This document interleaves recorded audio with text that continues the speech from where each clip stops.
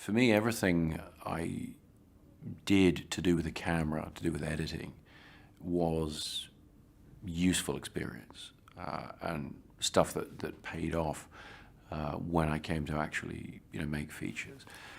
And really everything you do, you learn from in terms of any time you're shooting something, a short film, particularly short film.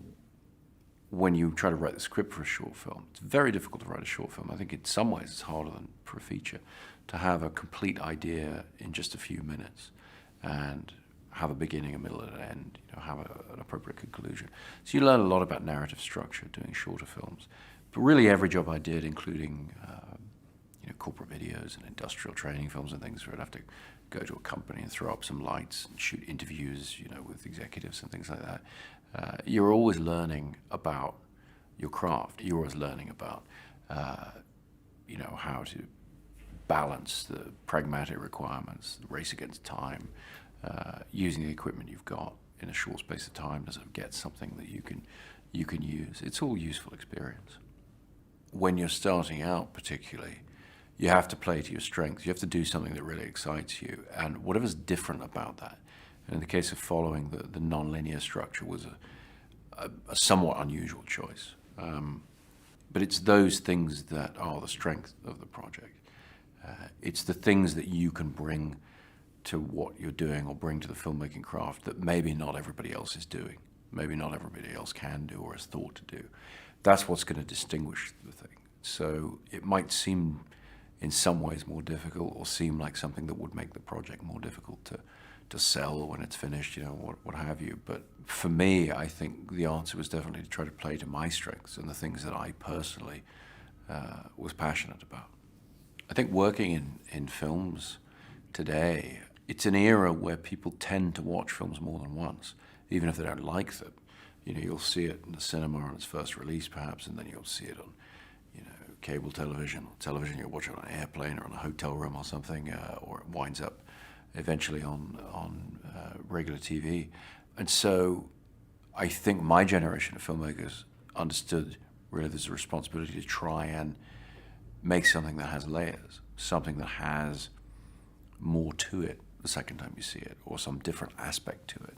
And I chose to take the path of incorporating that desire for a layered approach into the narrative itself, into the story, if you like. And so I've made films that have some ambiguity to them or some layering to them narratively, so that if you see them a second time, you're going to watch them in a slightly different way. That was my approach. There are other filmmakers who approach it from a purely visual point of view, where they would just create very dense visuals that would sustain multiple viewings because you'd sort of see more in the frame.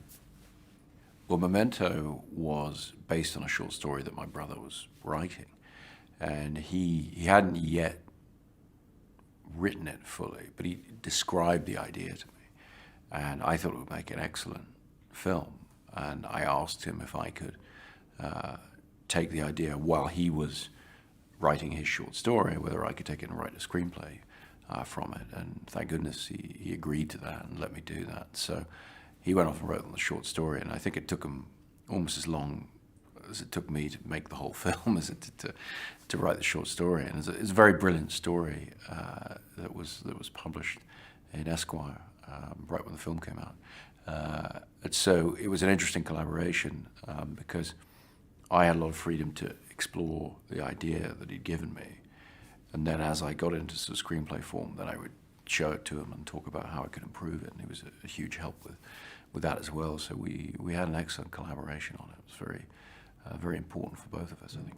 The original inspiration behind the Dark Knight trilogy, and particularly Batman Begins, it was about taking this beloved character and recontextualizing the character, setting this extraordinary figure in an ordinary world, or a seemingly ordinary world.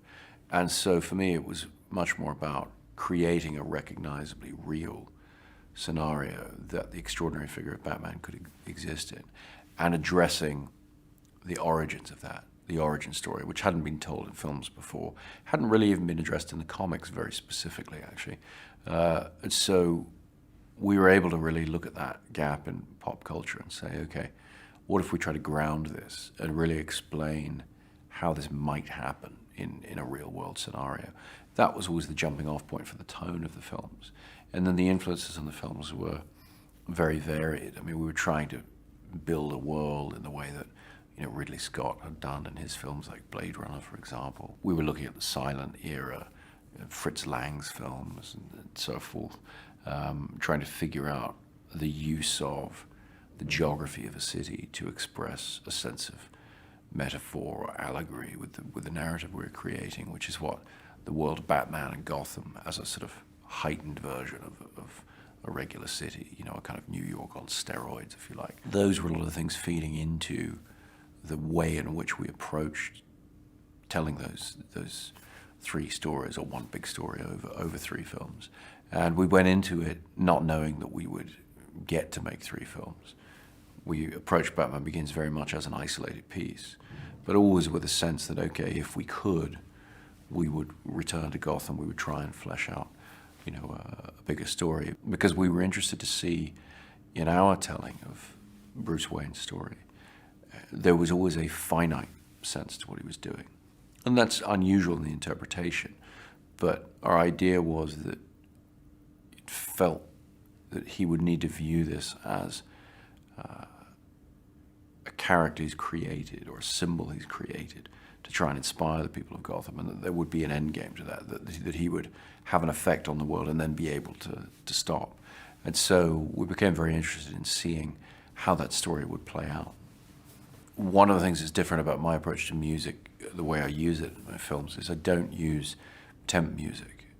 Temp music is, you know, when you take existing music from other films usually, and when you're editing the film, you put a lot of that in.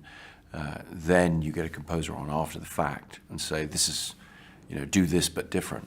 And to me, that always results in cues that are not what you want, because you've put what you want on there and then said, okay, do something different. So by definition, you're moving away from what first inspired you. So the way I've always worked with composers, like David Julian, or James Newton Howard, Hans Zimmer, is to say, okay, let's look at the script, let's talk about the ideas, and then sometimes before we're even shooting or while we're shooting, you know, start sending me ideas, musical ideas, demos based on the narrative concepts, based on just some visual images. I'd sometimes with Hans, you know, I'd send him some stills of what I was doing. And our approach in every film has been different, but the one underlying constant is to try to not ever use temp music, to try and always be working with pieces that have been created specifically for the images that we're shooting and editing. I've been greatly influenced by filmmakers of the past, hugely. I always point to George Lucas's first Star Wars film as a seminal influence on me. It was the first film that I remember that really just opened up the possibilities of what you could do with movies. Ridley Scott has always been a tremendous influence on me. I've loved the worlds he's created, the textured quality of those things. Terrence Malick is a huge influence, and Stanley Kubrick is a filmmaker that I've always greatly admired, although he's one that's difficult to try and imitate or learn too much from specifically, but as an inspiration, just as a great genius of cinema. And then more recently, specific to Dunkirk, I think, you know, the cinema of Alfred Hitchcock, Clouseau, filmmakers working in the suspense genre were very important to me. I've also been very influenced by silent filmmakers. I go back to the work of Fritz Lang and Murnau, von Stroheim, those visions, those ideas of what movies could do before dialogue came in, before contemporary narrative structures sort of came in. I find going back to that older form of storytelling in movies to be very inspiring. I think really the only useful advice I ever got in terms of, you know, trying to figure out your way into the film business, the film industry, is to get yourself a script and hang on to it. It's that idea, that screenplay, that concept, you know, whatever that's going to be, that's so important. And you have to stick to your guns. You have to find something that you can do that maybe other people couldn't do.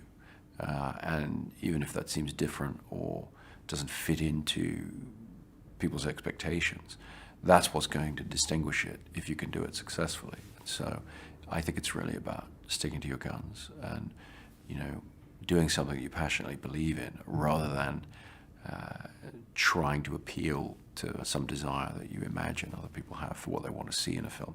I think you have to be true to your own passion and your own sense of what excites you as a storyteller.